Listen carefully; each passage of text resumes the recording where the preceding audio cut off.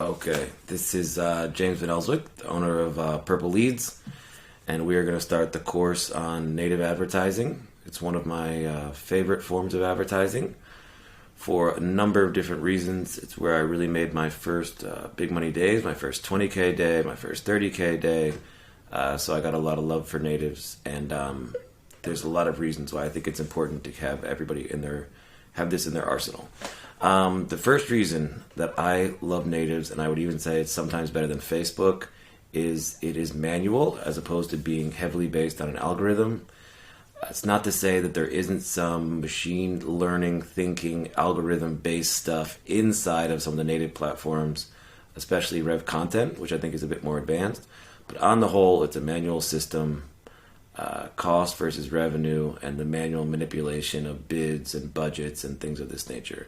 Not using interest targeting or other more advanced features that are offered by Facebook or Google. As a result of this, it's a much more stable platform.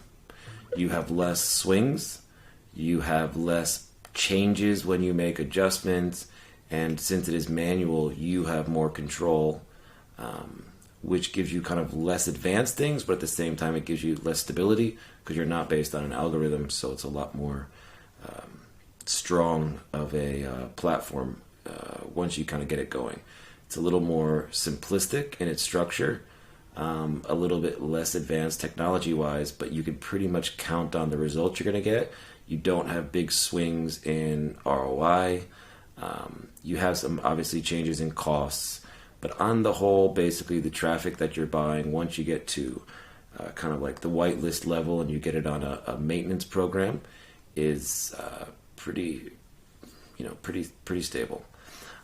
There's no issue scaling. There's always going to be some loss of ROI in anything that you do when you scale up. But because this is a manual platform, when you crank up the budget, you are just going to get more of those clicks. You are just going to buy more impressions that your ad will be seen. You don't need to wait for it to optimize or give it 2 to 3 days to kind of figure out what people should see the ad, etc. You know what people you want to see the ad, you know where they're going to see the ad, you know what you want to pay for it, and then it's just a matter of lifting up the budget. You can scale natives from, and I have scaled natives, from a $200 budget a day to a $10K budget a day without losing ROI.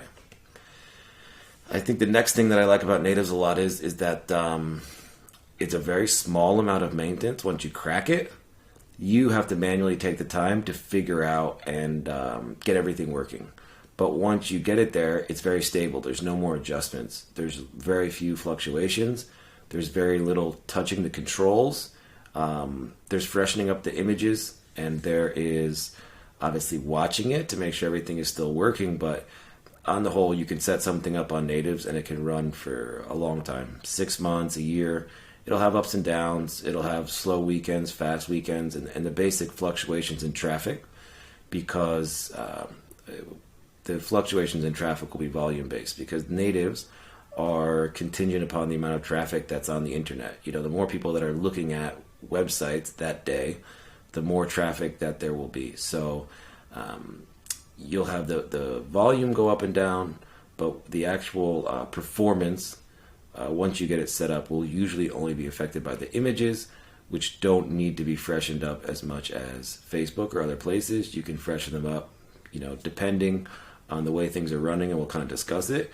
You can freshen them up once every 2 weeks, maybe once a month, depending on how much traffic you're running. I think the last reason that I would say that natives are really a top-notch source is they're a lot looser on policy. So if you're running, let's say, gray hat, and you want to run more aggressive things, whether it's health stuff like fungus and tinnitus, diet, casino, you can run a lot more aggressive verticals that you cannot run on Facebook if you're running gray hat. And then even on the white hat side, you never really need to worry about account bans. It just doesn't really happen. Ad policy will disapprove, but usually there's a conversation there if you want to kind of explain to them what you want to run. there's not a lot of frequent policy updates. Maybe like once a year, they'll be like, oh, I'm going to change this, or I want to tighten up landing pages or whatever. But on the whole, they're going to let you run majority of what you want to run. When you get into more premium brands, especially Taboola, they're going to be a little stricter. They're trying to maintain their relationship with their publishers, so they're a little tighter. Sometimes a publisher may say, look, we don't want this running on our specific property, but on the whole, it's a looser area.